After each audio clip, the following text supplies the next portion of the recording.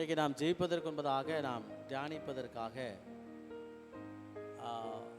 எடுத்துக்கொண்டதான ஒரு வேத பகுதி என்னவென்று சொன்னால், நீதிமொழிகள் 23 அதிகாரம் அதனுடைய 18வது வசனத்தை வாசிங்க. நீதிமொழிகள் 23:18. Proverbs chapter 23 verse 18. நிச்சயமாகவே முடிவு உண்டு, உன் நம்பிக்கை வீண் போகாது. எல்லாம் எடுத்திருக்கீங்களா அந்த வசனத்தை? நீதிமொழிகள் 23 அதிகாரம் 18வது வசனம். Proverbs chapter 23 verse 18. நிச்சயமாகவே முடிவு உண்டு, உன் நம்பிக்கை வீண் போகாது. அதே சங்கீதக்காரன் இதே வசனத்தை இவ்விதமாக கூறுவார், கர்த்தர் எனக்காக யாவையும் செய்து முடிப்பார். சங்கீதம் 138 சங்கீதம் 8வது வசனத்தை நீங்கள் வாசித்து பார்த்தா சங்கீதக்காரன் இவ்வாறாக சொல்லுவார், கர்த்தர் எனக்காக யாவையும் செய்து முடிப்பான். ஆனால் நீதிமொழியின் நாக்கியோன் அவருடைய பையன் சொல்லும் போது எப்படி சொல்கிறாரு? நிச்சயமாகவே முடிவு உண்டு, உன் நம்பிக்கை வீண் போகாது. ஒரு காரியத்தின் முடிவை நிர்ணயம் பண்ணுகிறவர் தேவன். ஒரு காரியத்தினுடைய முடிவை நிர்ணயம் பண்ணுகிறவர் கர்த்தர். அநேக காரியங்களை நாம் ஆரம்பித்து வைப்போம், நம்மளால் முடிக்க முடியாது. சிலவங்க வீட்டை கட்டுவாங்க, அஸ்திபாரம் வரைக்கும் போட்டிருப்பாங்க, அப்படியே இருக்கும், கட்டிடலாம் 15 வருஷம் ஆனாலும் 20 வருஷம் ஆனாலும் சில அஸ்திபாரத்துக்கு மேலே என்ன ஏறாது, பில்டிங்கே ஏறாது. சில காரியத்தை சில நபர்கள் துரிதமாய் ஆரம்பித்து விடுவாங்க, ஆனால் அவங்களால முடிக்க முடியாது. முடிவு அவங்க கையில் கிடையாது, முடிவு கர்த்தருடைய கருத்தில் இருக்கு. ஒரு காரியத்தின் துவக்கத்தை வேகமாக துவங்கினாலும் முடிவை நிர்ணயம் பண்ணுகிறவர் நமக்காக அவர் செய்து முடிக்க வல்லவர். செய்கிறவர் சொல்லலை, என்ன சொல்லப்பட்டிருக்கு? செய்து முடிப்பார். எத்தனை காரியத்தை செய்து முடிப்பார்? எத்தனை காரியத்தை செய்து முடிப்பார்? கர்த்தர் எனக்காக யாவையும் செய்து முடிப்பார். 1 2 3 சொல்லலை. ஓகே, இவ்வளோதான் என்னால் கெப்பாசிட்டிப்பா, உனக்கு இவ்வளோதான் கெப்பாசிட்டி, உன் மூளை இவ்வளோதான், அவ்வளோதான் என்னால் செய்ய முடியும் அப்படி சொல்லலை. எனக்காக யாவையும் அவர் செய்து முடிக்க வல்லவர். ஒரு காரியத்தை ஆரம்பித்தோம் அப்படின்னா அதை முடிக்க வல்லவர் தேவன். நிறைய தடவை நமக்கு சோம்பேறித்தனம், சோம்பல், ஆரம்பிக்கவே மாட்டோம். ஆமாம், நம்ம ஆரம்பித்து வச்சானா ஒரு காரியத்தை அவர் முடிக்க வல்லவர். நிறைய காரியம் நம்மளால் முடிக்காததுக்கு காரணம் என்ன தெரியுமா? நம்ம என்ன செய்யலை, ஆரம்பிக்கல. ஆரம்பித்தோம் அப்படின்னா சொல்லுங்க பார்க்கலாம், முடிக்க முடியும். நீங்கள் பைபிள் ஆதியாகமத்தை தொட்டு இன்னைக்கு எப்படியாவது 3 அதிகாரம் வாசிக்கணும் நீங்க ஆரம்பிச்சிட்டீங்கன்னு நினைச்சிடலாம். If you start reading the Bible in a year, 1 year, at least one time I have to complete. You will do it. ஆரம்பிக்கிறதே கிடையாது. ஆனா பொருத்தனை மட்டும் பயங்கரமா எடுத்துரும், எல்லாமே மறந்து போய். ஒரு காரியத்தை ஆரம்பித்தோம் என்று சொன்னால் முடிக்க வல்ல தேவன் நம்ம கூட இருந்தவர் முடிக்க வல்லவர். அதான் நீதிமொழியின் ஆரம்பித்து சொல்றார், நிச்சயமாகவே முடிவு உண்டு, அவர் நிச்சயமாகவே அவர் செய்து முடிக்கவர். உன் முடிவை கர்த்தரிடம் ஒப்புக்கொடு. சாவம் போதுதான் எழுதுவாங்க கல்லறையில. என்ன எழுதுவாங்க பார்க்கலாம்? ஒருத்தர் செத்த பின்னாடி என்ன வசனம் சொல்லுங்க பார்க்கலாம்? செத்த பின்னாடி என்ன வசனம் எழுதுவாங்க? முடித்தேன்.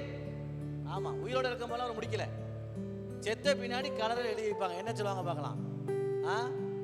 என்ன எழுதுவாங்க?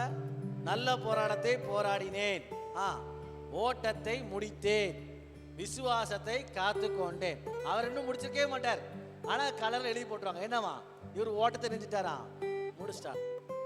ரொம்ப ரொம்ப முக்கியம். விசுவாசத்தை துவங்கினவர் முடிக்கிறோமாகிய இயேசுவை நோக்கி நம்ம பொறுமையோடு ஓடும். எபிரேயர் 12 அதிகாரம் 1வது வசனத்தை எவ்வாறு எழுதுகிறார்? எபிரேயர் 12:1, மேகம் போன்ற இத்தனை திரளான சாட்சிக்கு நம்மை சூழ்ந்து கொண்டிருக்க பாரமான யாவற்றையும், ஹீப்ரு 12 verse 1, பாரமான யாவற்றையும் நம்மை சுற்றி நெருங்கி நிற்கிற பாவத்தையும் உதறி தள்ளிவிட்டு விசுவாசத்தை துவங்குறவரும் அவர் என்ன செய்கிறவரா?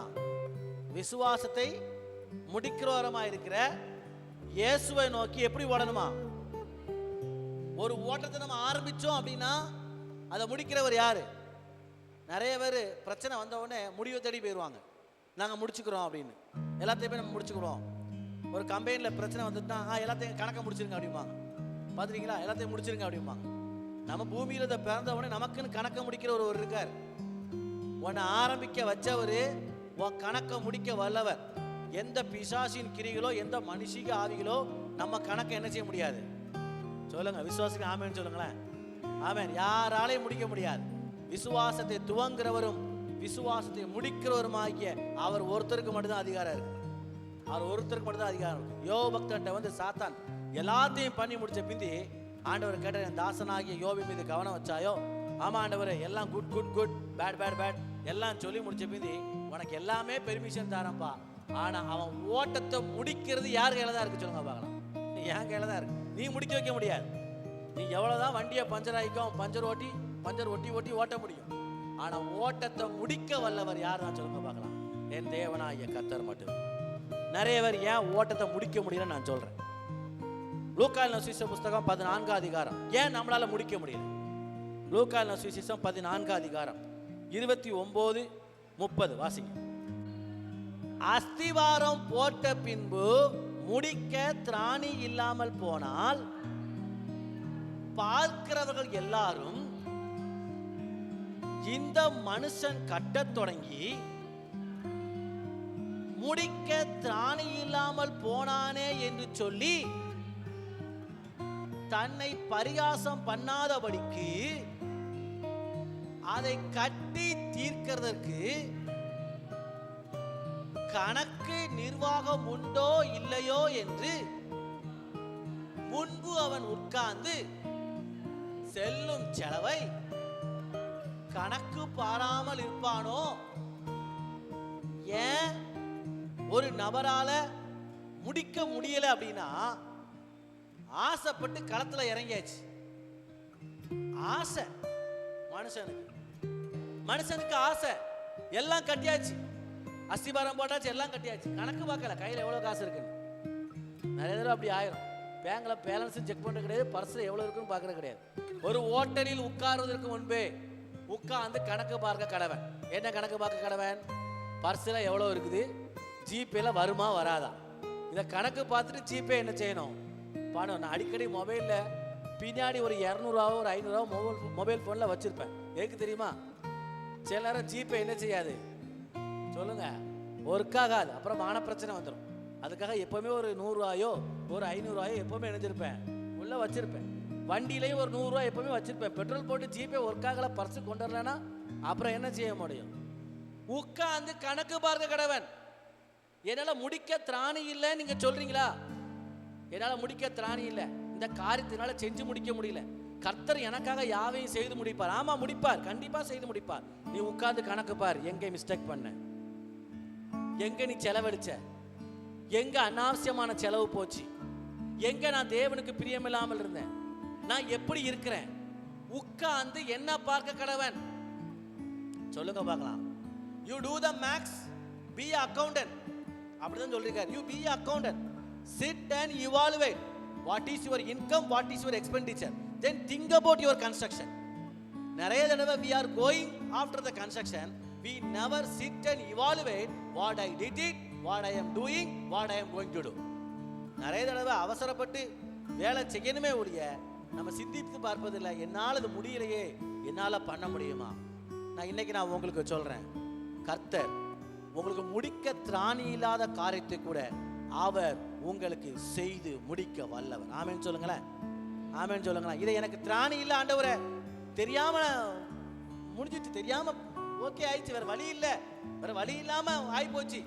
ஆண்டவர் சொல்லாரு, அதையும் உன்னால முடிக்க முடியும். உட்கார்ந்து கணக்கு பாரு, உட்கார்ந்து கணக்கு பாரு. எவ்வளவு நேரம் நான் ஆண்டவருக்கு நான் செலவிடணும், எவ்வளவு நேரம் நான் ஆண்டவருக்கு நான் பிரியமா இருக்கணும். உட்கார்ந்து கணக்கு பார்க்க கடவன். Take a plan and chit. ஆண்டுடைய சமூகத்தில் உட்காரு. ஆண்டவரே, இதை என்னால முடிக்க முடியல, என்னால முடிக்க திராணி இல்லை. உட்கார்ந்து கணக்கு பார்க்க கடவன். இவ்வளவுதான் ஆண்டவரே இருக்கு. இதை வச்சு நான் எப்படி முன்னேற, இதை வச்சு நான் எப்படி இதை அடைக்க, இதை வச்சு நான் எப்படி இதை முடிக்க, எப்படி இந்த கடனை அடைக்க, எப்படி இந்த வியாபாரத்தை பார்க்க, எப்படி இந்த காரியத்தை செய்ய, எப்படி இந்த ஊழியத்தை செய்ய. When we shift and evaluate ourselves and what we are doing, நாம உட்கார்ந்து நான் செய்ததையும் என்கிட்ட என்ன இருக்குங்கிறதையும் என்ன செய்யணும், ரெண்டு செய்யணும். ஒன்று நான் என்ன செஞ்சுக்கிட்டு இருக்கிறேன், இன்னொன்று என்கிட்ட என்ன இருக்கு. ரெண்டையும் உட்கார்ந்து தன்னைத்தானே நிதானித்து ஆராய கடவன் அவனுடைய வசனத்தின் அடிப்படையில் இப்போ சொல்ல முடியும். நிச்சயமாகவே சொல்லுங்க, முடிவு உண்டு. என் நம்பிக்கை யாருக்கு அவர் செய்து முடிப்பார், முடிக்க திராணி இல்லாதவருக்கு அவர் செய்து முடிப்பார். எப்போ செய்து முடிப்பார்? நான் உட்கார்ந்து கணக்கு பார்த்து, ஆண்டவரே இந்த காரியத்திற்கு முடிக்க திராணி இல்லப்பா, எனக்கு நீ முடிக்க வல்லவர். அவருடைய சமூகத்தில் கேட்டா நிச்சயமாகவே நடக்கும். கேளுங்கள் உங்களுக்கு கொடுக்கப்படும் என்கிறவர், கேட்கிற எவனும் பெற்றுக்கொள்க என்கிறவர். கூப்பிடுகிற காக்கை குஞ்சுகளுக்கு கூட என்ன கொடுக்கிறாராம், கூப்பிடுகிற காக்கை குஞ்சுகளுக்கே ஆகாரம் கொடுக்கிறாருன்னா இவ்வளவானதான் இருக்கு அதனுடைய வயிறு, அதுக்கே அவர் ஆகாரம் இவ்வளோ தண்டி வயிற்றுக்கு ஆகாரம் கொடுக்க மாட்டாரா? கடலில் வாழ்கிற திமிங்கலங்களுக்கு கூட என்னத்தை போட்டுட்டு இருக்காரு?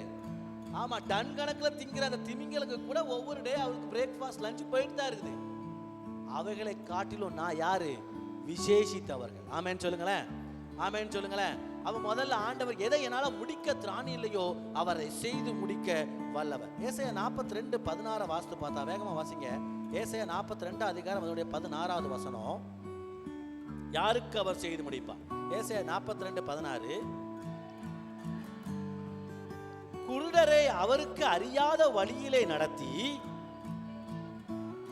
அவர்களுக்கு தெரியாத பாதைகளிலே அவர்களை அழைத்து கொண்டு வந்து அவர்களுக்கு முன்பாக இருளை வெளிச்சமும் கோணலை செவ்வையுமாக்குவேன்.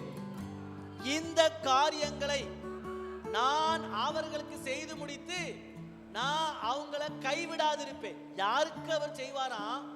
குருடனுக்கு செய்வார். நம்மலாம் யாரு சொல்லுங்க பார்க்கலாம். ஒரு எதிர்காலம் இல்லாம உட்கார்ந்துருக்க அத்தனை பேர் யார் தான் சொல்லுங்க பார்க்கலாம்.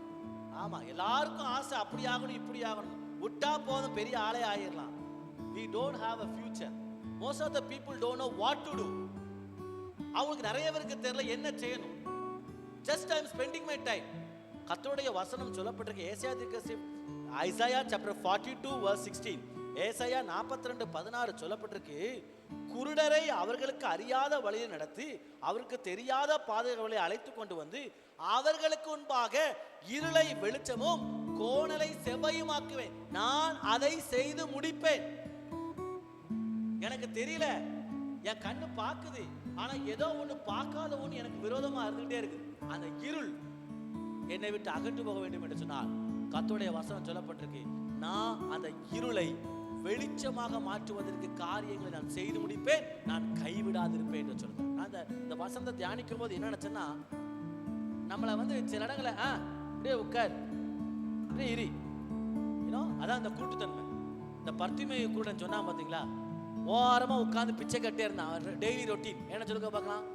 வாடியாஸ் என்ன கேட்டான்? இயேசுவே என்னத்தை போடுங்க, பிச்சையை போடுங்க நான் கேட்டான். ஆண்டவர்கிட்ட என்ன கேட்டான் சொல்லுங்க பார்க்கலாம். நான் உனக்கு என்ன செய்யணும்னு கேட்கும் போது அவன் என்ன கம்ப்ளைண்ட் சொன்னா பாருங்க. நான் என்ன அடையணும்? நான் பார்வையடைய, நான் பார்க்கணும், நான் பார்க்கணும். எனக்கு இருள், நான் பார்க்கணும். குருடரை அறியாத வழிகளை நடத்தி தெரியாத பாதைகளிலே கொண்டு வந்து அவர்களுக்கு நான் இருளை வெளிச்சமாக்குற தேவன். நான் அவங்களுக்கு பாதை காட்டுவேன்னு சொல்றாரு. நான் செஞ்சு முடிப்பேன். எனக்கு அந்த இடம் டார்க்னஸா இருக்கு. I don't have a future. எனக்கு என்ன செய்யணும்னு தெரியல. அந்த இடத்தை பார்த்தா, அந்த காரியத்தை பார்த்தா இருளும் மந்தாரமா இருக்கு. என் எதிர்காலமே எனக்கு ஒன்றும் ஓடல, ஒரே இருட்டு தான். ஆண்டவர் சொல்றாரு, தேவ சமூகத்துல காத்திருக்கிற உங்களுக்கு ஆண்டவர்கிட்ட சொல்லணும், ஆண்டவரே எனக்கு இருள், நாம் பார்வை அடையணும்னு நம்ம வாஞ்சோடு கேட்டா நம்முடைய இருளை வெளிச்சமாக மாற்றி அதை செய்து முடிக்க வல்ல கர்த்தர். ஆமென் சொல்லுங்களேன். இருளை மாற்றி முன்னோக்கி செல்ல அவர் செய்து முடிப்பார். யாருக்கு அவர் செய்து முடிப்பார்? முடிக்க திராணி இல்லாதவர்களுக்கு செய்து முடிப்பார்னு சொன்னேன். ரெண்டாவது நான் சொன்னேன், இருளின் அந்தகார பிடியில சிக்கி இருக்கிறவர்களுக்கு முன்னோக்கி செல்ல பாதைகளை காட்டி அவர் செய்து முடிப்பார். கடைசியா யோபு 8 அதிகாரம் 7வது வசனத்தை வாசித்து பார்த்தோம் என்று சொன்னால், யோபு 8 அதிகாரம் 7வது வசனத்தை வாசித்து பாருங்க. யோபு 8 அதிகாரம் 7வது வசனம். உடைய துவக்கம் அற்பமாய் இருந்தாலும் உம்முடைய முடிவு உம்முடைய முடிவு எப்படி இருக்குமா? சம்பூர்ணம். இவன் மூன்றாவது நான் சொல்கிறேன், எந்த காரியத்திலே நாம் அற்பமா எண்ணப்பட்டமோ அற்பமான துவக்கத்திலே கூட சம்பூர்ணமான முடிவை அவர் கட்டெடுக்கிற கர்த்தர். ஆமென் சொல்லுங்களேன். என் துவக்கம் அற்பமா தான் இருந்துச்சு, ஆனா என் முடிவை சம்பூர்ணமாய் மாற்ற வல்ல தேவனை நான் நோக்கி பார்ப்பேன். நிறைய காரியங்கள் நம்ம அற்பமா எண்ணப்பட்டு இருப்போம். இவன் எங்க, இவன் எங்க, இவங்களை கொண்டு எப்படி செய்ய முடியும்? அற்பமா எண்ணப்பட்ட காரியத்தில் கூட உன்னுடைய முடிவை அவர் எப்படி மாற்றுவாராம்? சம்பூர்ணமாய் மாற்றினார். நானே எனக்கு முடிவு எழுதக்கூடாது, நானே எனக்கு முடிவு எழுதக்கூடாது, அவ்வளவுதான், முடிஞ்சு போச்சு. நிறைய பேர் அப்படிதான். முடிவை நிர்ணயம் பண்ணுகிறவர் தேவன், மனுஷன் அல்ல. அற்பமா எண்ணப்பட்ட காரியத்துல எனக்கு சம்பூர்ணமாய் மாற்ற வல்லவர். அதான் யோபு பக்தன் ரொம்ப அற்பமா எண்ணப்பட்டான், எல்லாராலும் அற்பமா எண்ணப்பட்டான். சொந்த மனைவியால யோபு என்ன செய்யப்பட்டான் சொல்லுங்க பார்க்கலாம்? அற்பமா எண்ணப்பட்டான். அதனால்தான் சொல்லப்பட்டிருக்கு, துவக்கம் எப்படிதான் இருந்துச்சு, எனக்கு வந்த பிரச்சனையில துவக்கம் எப்படிதான் இருந்துச்சு? அற்பமா தான் இருந்துச்சு. போன வரவெல்லாம் கேள்வி கேட்டான், அற்பமா தான் இருந்தேன். ஆனா என் முடிவை எப்படி மாற்றுகிறவரா? சம்பூர்ணமாய் மாற்ற வல்லவர். அதான் பிரசங்கி 7:8 சொல்லப்பட்டிருக்கு, ஒரு காரியத்தை துவக்கத்தை பார்க்கிலும் எது நல்லது? துவக்கத்தை காட்டிலும் எது நல்லது சொல்லுங்க? சேந்தனும். முடிவு ரொம்ப ரொம்ப நல்லது. எந்த அர்ப்பணிப்போடு நான் ஊழியத்தை ஆரம்பிச்சனோ தேவன் அதை கண்ணோக்கி பார்க்கிற தேவன். நம்முடைய அர்ப்பணிப்பு ரொம்ப ரொம்ப முக்கியம் தேவ சமூகத்தில். ஸோ ரொம்ப இன்னும் பேசிட்டே போகலாம். நம்ம தேவ சமூகத்தில் நாம ஒப்பு கொடுக்க போறோம். சில காரியம் தானாய் வரும். ஆமென் சொல்லுங்க. தானாய் வரும் சொல்லுங்க. தன்னால ஆண்டவர் தருவார், நம்ம கவலைப்பட வேண்டாம். தன்னால வரும். மார்க்கு 4:26 வாஸ்து முடிங்க, நான் முடிக்க போறேன், ஜெபம் பண்றேன். மார்க்கு 4:26 எப்படி என்றால், முன்பு முளையையும் பின்பு கதிரையும் கதிரிலே இருந்த தானியத்தையும் பலனாக, நல்லா நிறுத்தி வாசிங்க, பலனாக, எல்லாரும் சொல்லுங்க, பலனாக, இன்னும் நிறைய பேர் சொல்ல, பலனாக தானாய் கொடுக்கும். உங்க வேலை விதைக்கிறது மட்டும்தான், ஆரம்பம் விதைக்கிறது மட்டும்தான், விதை போறது மட்டும்தான் என் வேலை.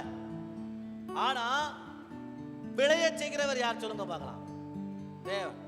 இந்த வசனம் சொல்லப்பட்டிருக்கு, விதைக்கிற விவசாயி விதைக்கிறானா, விதை கொடுக்கிற பலன் எப்படி வருமா? தானாய் கொடுப்பார். யாராவது உட்கார்ந்து உள்ளங்க உருவிட்டு இருக்கமா, மண்ணுக்குள்ள உட்கார்ந்து அவரை விதை வரல, பாவங்க எல்லாத்தையும் போட்டு வந்துட்டு அது தானா வரும். அது நான் பிரயாசப்பட வேண்டிய அவசியமே இல்லை. நான் என் வேலையை பார்த்தா, நான் துவங்கி வச்சா என் முடிவை நிர்ணயம் பண்ணுகிறவர் தேவன். ஆமென் சொல்லுங்களேன். இப்ப இந்த வசனத்தின் அடிப்படையில் என்ன சொல்லப்பட்டிருக்கு? அது எப்படி வருமா? பலனை தானா என்ன செய்யுமா? நம்ம பிரயாசத்தின் பலனை பார்க்கிறவர், முடிவை தானாய் கட்டளையிடுகிறவர். ஆண்ட சமத்தை நம்ம எல்லாரும் நம்முடைய காரியங்களை ஒப்பு கொடுத்து நம்ம ஜெபம் பண்ண போறோம். எல்லாரும் பலங்கால் பண்ணிட்டோமே. நம்ம எல்லாரும் தேவ சமத்தை நம்ம ஜெபிக்க போறோம்.